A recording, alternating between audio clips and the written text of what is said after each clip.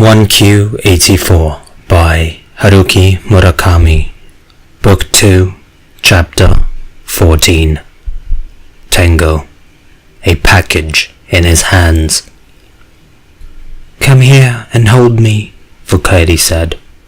"The two of us have to go to the town of cats together one more time." "Hold you?" Tengo asked. "You don't want to hold me?" fuka-eri asked, without a question mark. "No, that's not it. It's just that. I didn't quite get what you were saying." "This is a purification," she informed him in uninflected tones. "Come here and hold me. You put on pajamas too, and turn out the light." As instructed, Tengo turned out the bedroom ceiling light. He undressed, took out his pajamas and put them on. When was the last time I washed these? He wondered as he slipped into his pajamas. Judging from the fact that he could not remember, it must have been quite some time ago. Fortunately, they did not smell of sweat. Tengo had never sweated very much, and he did not have a strong body odor. But still, he reflected, I ought to wash my pajamas more often. Life is so uncertain. You never know what could happen.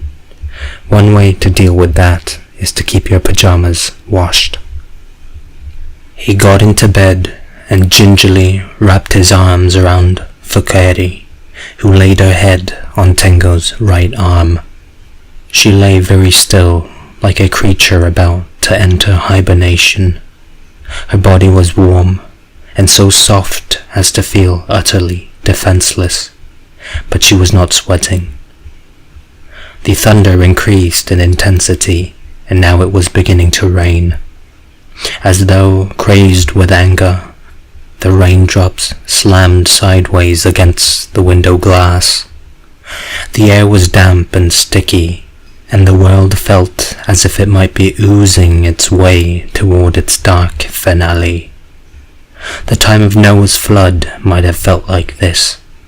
If so, it must have been quite depressing in the violent thunderstorm to have the narrow ark filled with the rhinoceroses, the lions, the pythons, and so forth, all in pairs, all used to different modes of living, with limited communication skills, and distinct something special. The word pair made Tengo think of Sonny and Cher, but Sonny and Cher might not be the most appropriate pair to be put aboard Noah's Ark to represent humanity, though they might not be entirely inappropriate either.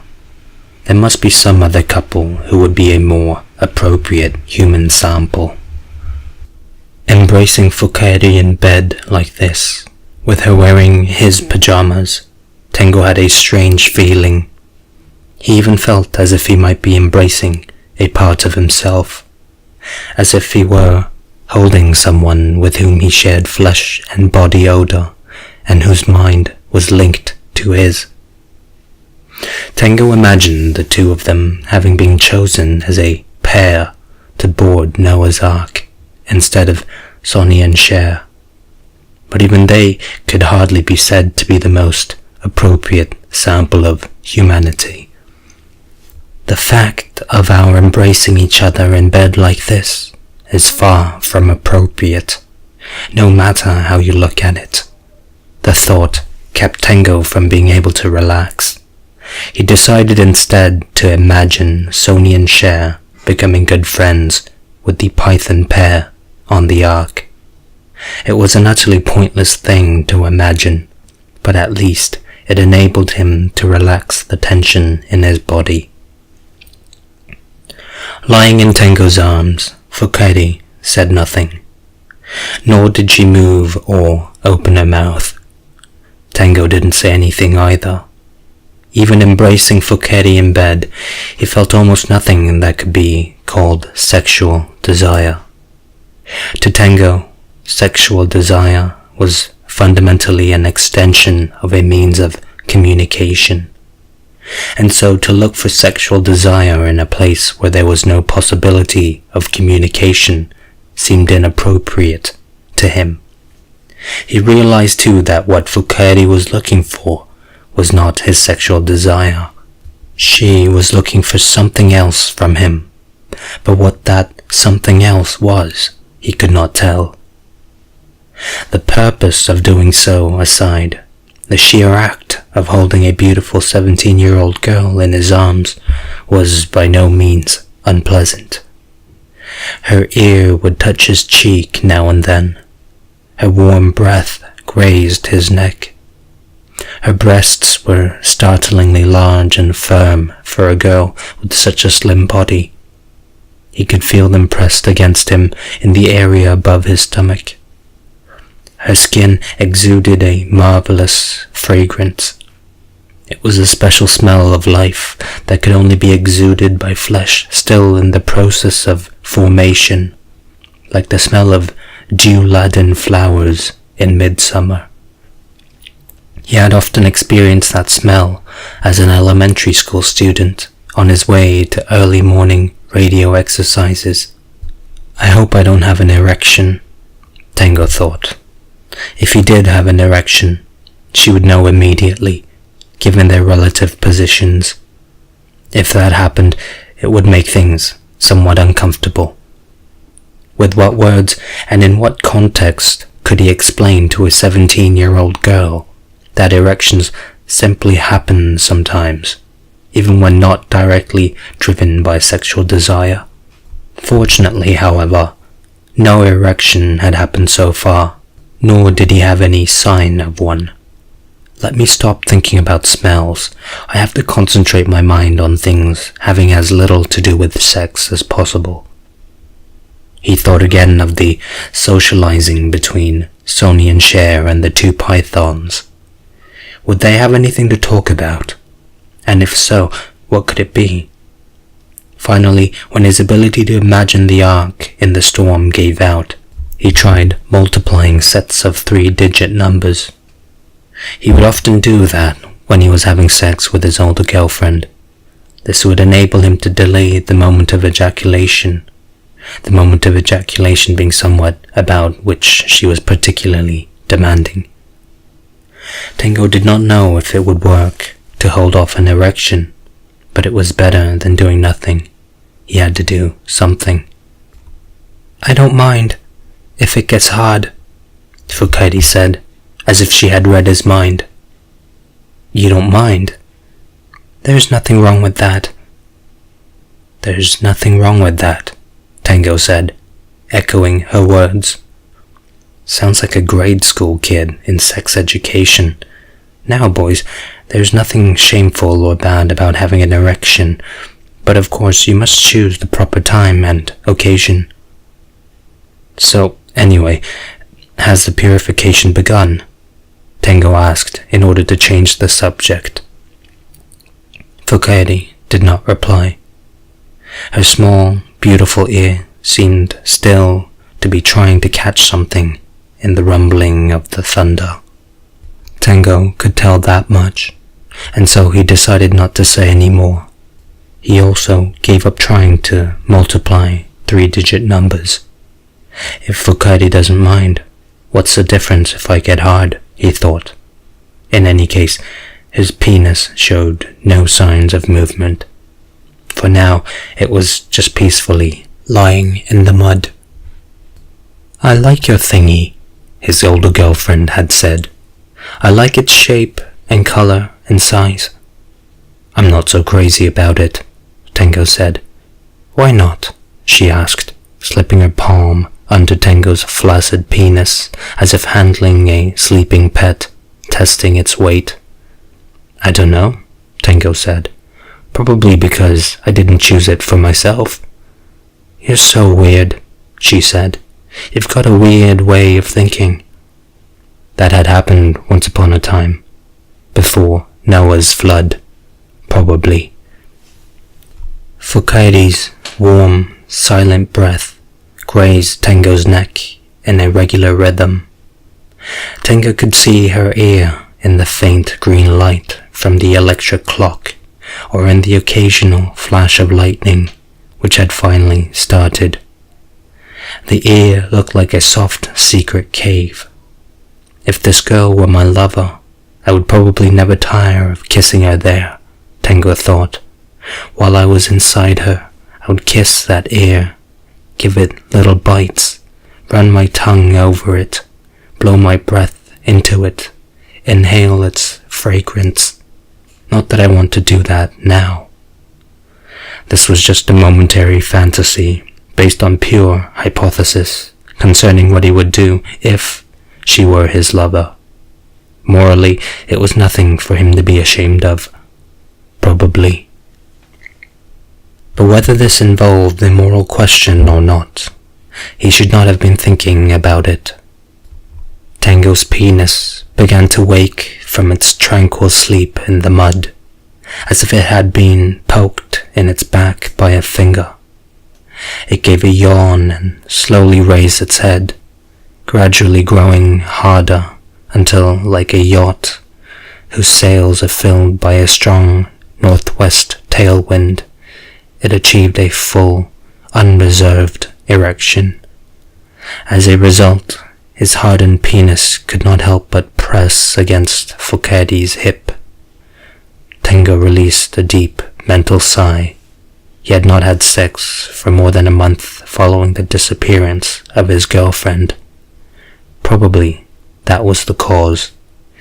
He should have continued multiplying 3-digit figures. "Don't let it bother you," fuka-eri said. "Getting hard is only natural." "Thank you," Tango said, "but maybe the little people are watching from somewhere." "Just watching. They can't do anything." "That's good," Tango said, his voice unsettled. "But it does kind of bother me to think that I'm being watched." Again, a lightning bolt cracked the sky in two, like the ripping of an old curtain, and the thunder gave the window pane a violent shake, as if they were seriously trying to shatter the glass. The glass might actually break before long, it seemed. The window had a sturdy aluminium frame, but it might not hold up if such ferocious shaking continued. Big, hard raindrops went on knocking against the glass, like bullets slamming into a deer. "The thunderbolts have hardly moved, it seems," Tango said. "Lightning storms don't usually go on this long." Fuka-eri looked up at the ceiling. "It won't go anywhere for a while." "How long a while?" Fuka-eri did not answer him. Tango went on, holding Fuka-eri apprehensively, his unanswered question and his useless erection both intact. "We will go to the cat town again," Fuka-eri said, "so we have to sleep." "Do you think we can sleep with all this thunder going? And it's barely past 9, Tango said, anxiously. Tango arranged mathematical formulas in his head. It was a problem concerning long, complex mathematical formulas, but he already knew the answer. The assignment was to find how quickly and by how short a route he could arrive at the answer. He wasted no time setting his mind in motion, pushing his brain to the point of abuse. But this did nothing to relieve his erection. Its hardness only seemed to increase. "We can sleep," fuka-eri said. And she was right. Even in the midst of the violent downpour, surrounded by thunder rattling the building, and beset by his jangled nerves and his stubborn erection, Tango drifted into sleep before he knew it. He couldn't believe such a thing was possible, and yet... This is total chaos, Tango thought just before he fell asleep. I've got to find the shortest route to the solution. Time is running out, and there's so little space on the examination sheet they distributed. Tick-tock, tick-tock. The clock dutifully counted off time. He was naked when he awoke, and so was fuka-eri, complete and totally naked. Her breasts were perfect hemispheres. Her nipples were not overly large, and they were soft, still quietly groping for the maturity that was to come. Her breasts themselves were large, however, and fully ripe. They seemed to be virtually uninfluenced by the force of gravity. The nipples turned beautifully upward, like a vine's new tendrils seeking sunlight. The next thing that Tengo became aware of was that fuka-eri had no pubic hair. Where there should have been pubic hair, there was only smooth, bare white skin, its whiteness giving emphasis to its utter defenselessness. She had her legs spread. He could see her vagina, like the ear he had been staring at. It looked as if it had just been made only moments before. Perhaps it really had been made only moments before. A freshly made ear and a freshly made vagina look very much alike, Tengo thought. Both appeared to be turned outward, trying to listen closely to something like a distant bell. I was sleeping, Tengo realized. He had fallen asleep, still erect, and even now he was firmly erect. Had the erection continued the whole time he was sleeping, or was this a new erection, following the relaxation of the first, like Prime Minister so-and-so's second cabinet? How long was I sleeping? And what's the difference? I'm still erect now, and it shows no sign of subsiding. Neither Sonny and Cher nor three-digit multiplication nor complex mathematics can manage to bring it down. I don't mind, fuka-eri said. She had her legs spread and was pressing her freshly made vagina against his belly. He could detect no hint of embarrassment on her part. Getting hard is not a bad thing, she said.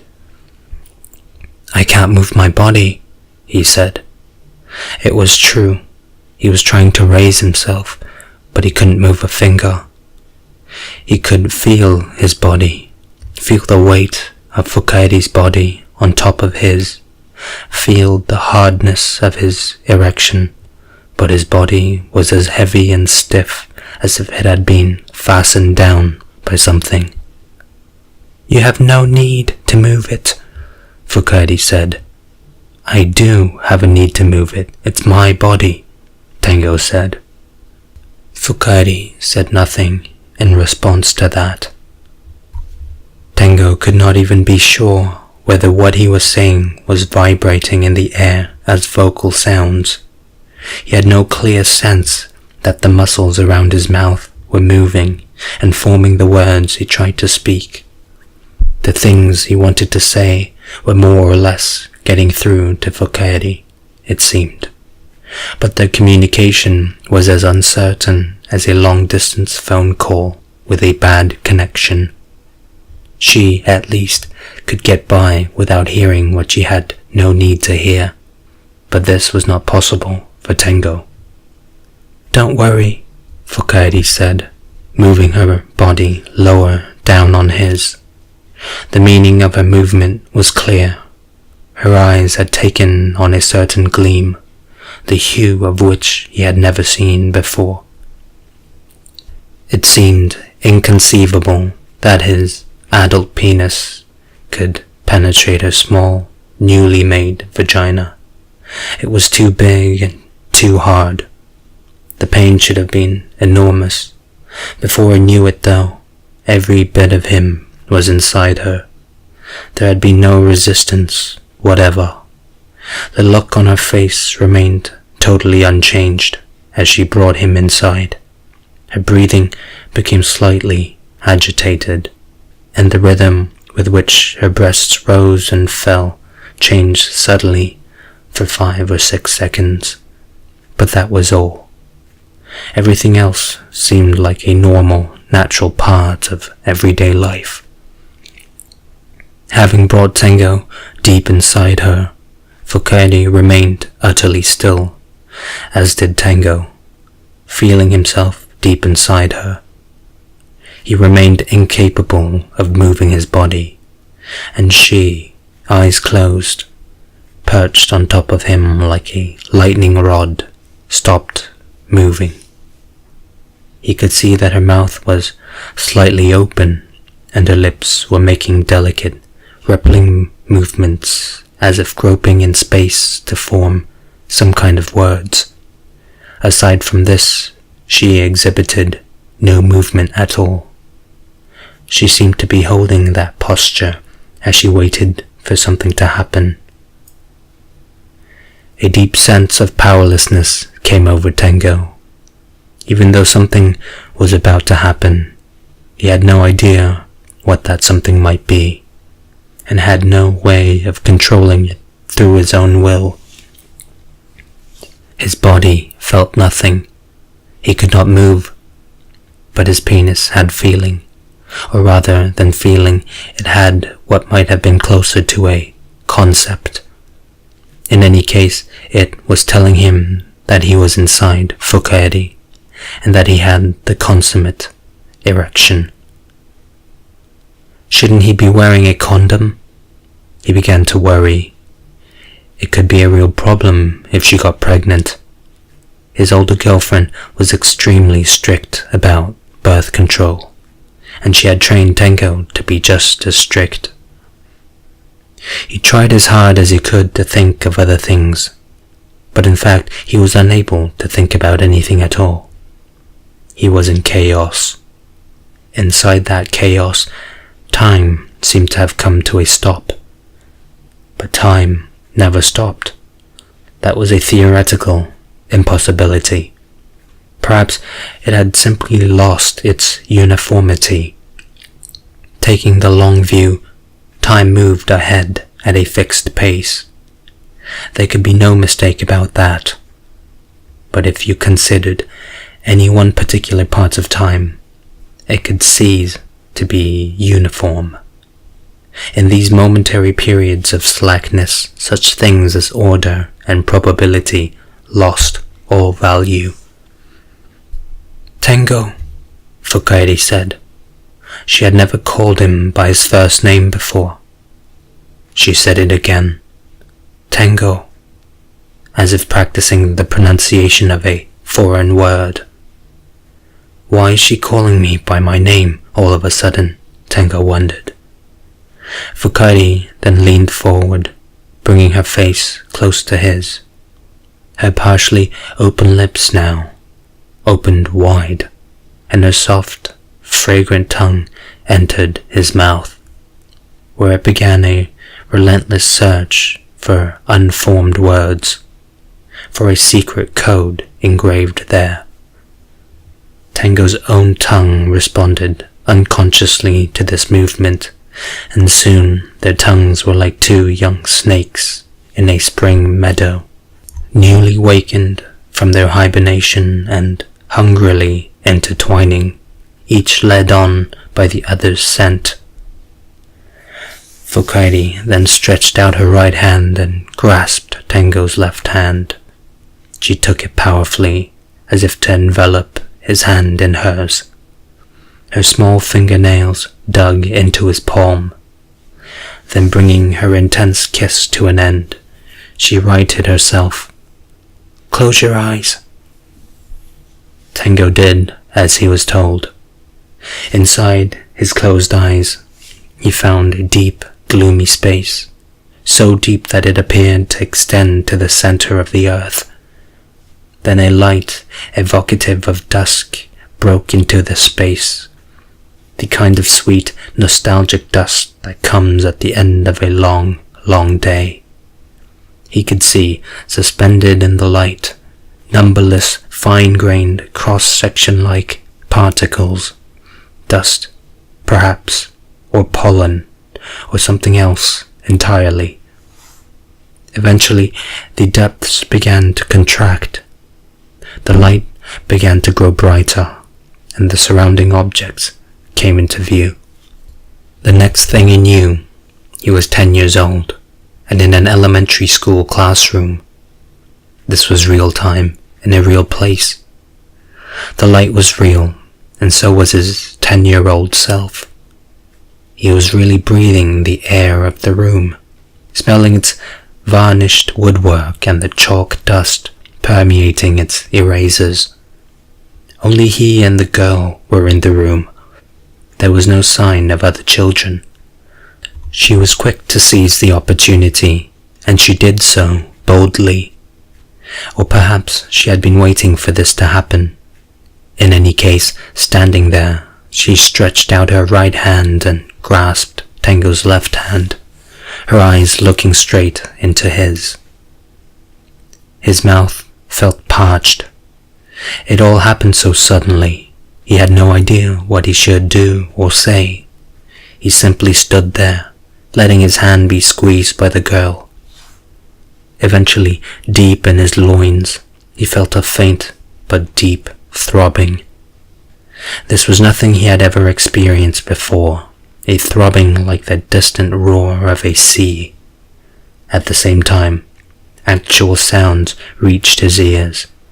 The shouts of children resounding through the open window, a soccer ball being kicked, a bat connecting with a softball, the high-pitched complaint of a girl in one of the younger classes, the uncertain notes of a recorder ensemble practicing the last rose of summer, after-school activities.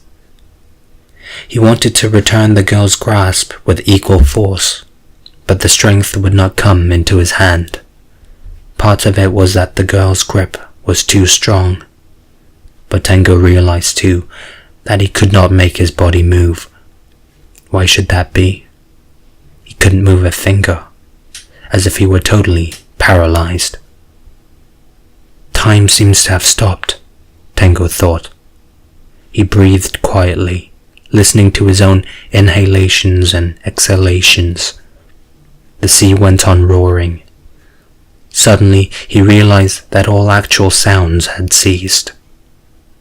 The throbbing in his loins had transformed into something different, something more limited, and soon he felt a particular kind of tingling. The tingling in turn became a fine, dust-like substance that mixed with his hot, red blood, coursing through his veins to all parts of his body by the power of his hard-working heart. A dense little cloud-like thing formed in his chest, changing the rhythm of his breathing and stiffening the beating of his heart. I'm sure I'll be able to understand the meaning and purpose of this incident sometime in the future, Tengo thought. What I have to do now in order to make that happen is to record this moment in my mind as clearly and accurately as possible. Now, Tengo again was nothing more than a 10-year-old boy who happened to be good at math. A new door stood before him, but he did not know what awaited him on the other side. He felt powerless and ignorant, emotionally confused, and not a little afraid. This much he knew, and the girl, for her part, had no hope of being understood at that moment. All she wanted was to make sure that her feelings were delivered to Tengo, stuffed into a small, sturdy box, wrapped in a spotless sheet of paper, and tied with a narrow cord. She was placing such a package in his hands. You don't have to open the package right now, the girl was telling him wordlessly. Open it when the time comes. All you have to do is take it now. She already knows all kinds of things, Tengo thought. They were things that he did not know yet. She was the leader in this new arena. There were new rules here, new goals, and new dynamics. Tango knew nothing, but she knows. At length, she released the grip of her right hand on Tango's left hand, and without saying anything or looking back, she hurried from the big classroom. Tango stood there all alone. Children's voices resounded through the open window. In the next second, Tango realized that he was ejaculating. The violent spasm went on for several seconds, releasing a great deal of semen in a powerful surge. Where's my semen going? Tango's garbled mind wondered. Ejaculating like this after school in a grade school classroom was not an appropriate thing to do. He could be in trouble if someone saw him. But this was not a grade school classroom anymore. Now he realized he was inside fuka-eri, ejaculating toward her uterus. This was not something that he wanted to be doing, but he could not stop himself. Everything was happening beyond his control. Don't worry, fuka-eri said a short time afterward in her usual flat voice. I will not get pregnant. I haven't started my periods yet. Tango opened his eyes and looked at fuka-eri. She was still mounted on him, looking down. Her perfect breasts were there in front of him, moving with each calm, regular breath. Tango wanted to ask her if this was what going to the town of cats meant.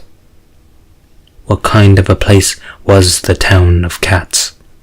He tried to put the question into actual words, but the muscles of his mouth would not budge.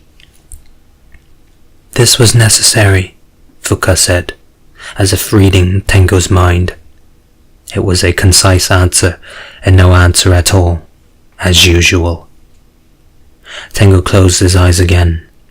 He had gone there, ejaculated, and come back here again. It had been a real ejaculation, discharging real semen. If fuka-eri said it was necessary, it had surely been necessary. Tango's flesh was still paralyzed and had no feeling, and the lassitude that follows ejaculation enveloped his body like a thin membrane. Fuka-eri maintained her position for a long time, effectively squeezing out the last drop of semen from Tango, like an insect sucking nectar from a flower. She literally left not a drop behind. Then sliding off of Tango's penis, without a word, she left the bed and went into the bathroom. Tango realized now that the thunder had stopped. The violent rain had also cleared before he knew it. The thunderclouds, which had stayed so stubbornly fixed above them, had now vanished without a trace. The silence was almost unreal. All he could hear was the faint sound of fuka-eri showering in the bathroom. Tango stared at the ceiling, waiting for the feeling to come back to his flesh. Even after ejaculating, he was still erect, though at least the hardness had abated somewhat. Part of his mind was still in the grade school classroom. The touch of the girl's fingers remained as a vivid impression in his left hand. He could not lift the hand to look at it, but the palm of that hand probably still had red fingernail marks in it. His heartbeat retained traces of his arousal. The dense cloud had faded from his chest, but its imaginary space near his heart still cried out with its pleasant, dull ache. Aomame, Tango thought. I have to see Aomame, Tango thought. I have to find her.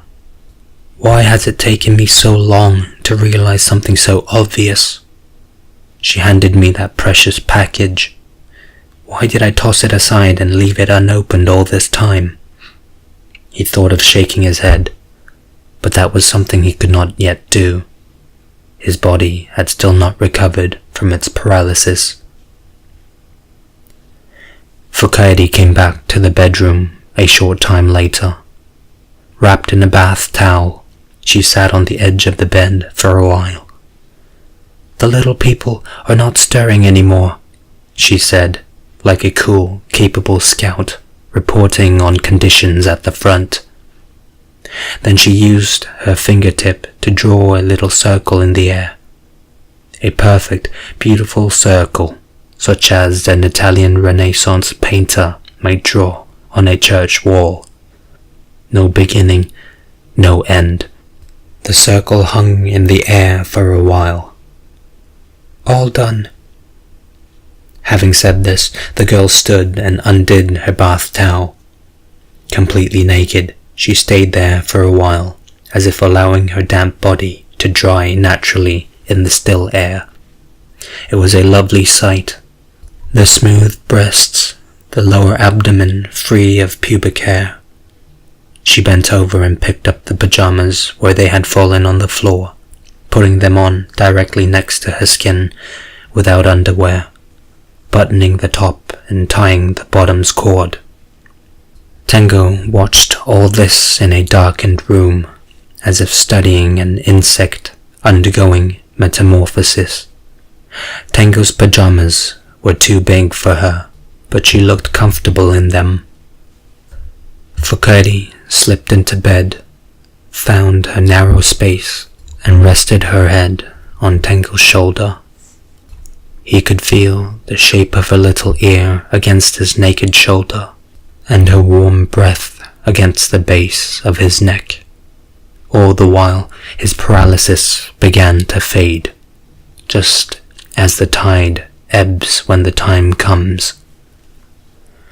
The air was still damp, but no longer unpleasantly sticky. Outside, the insects were beginning to chirp. By now, Tango's erection had subsided, and his penis was beginning to sink into the peaceful mud again. Things seemed to have run their course, bringing the cycle to an end. A perfect circle had been drawn in the air. The animals had left the ark and scattered across the earth they craved, all the pairs returning to the places where they belonged.